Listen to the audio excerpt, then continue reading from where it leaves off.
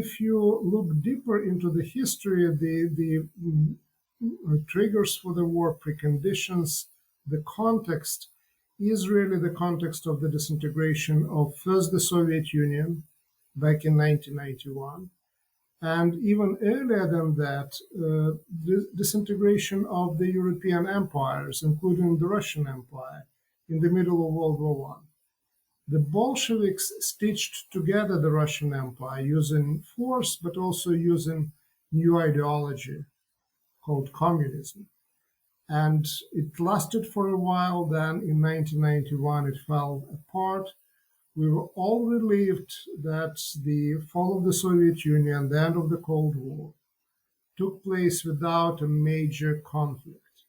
And what we realize now, that major conflict, that major war was not avoided. It was just postponed. And it is happening right now between the two largest successor states to the Soviet Union and the Russian Empire, which is Russia and Ukraine. And that's one of the meanings of the subtitle of the book. The subtitle is The Return of History.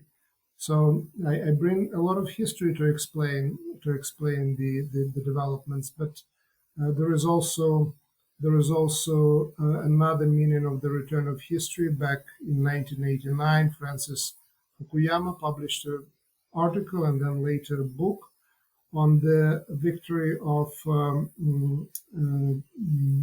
democracy, liberal democracy, as form of government, and in that context, end of history.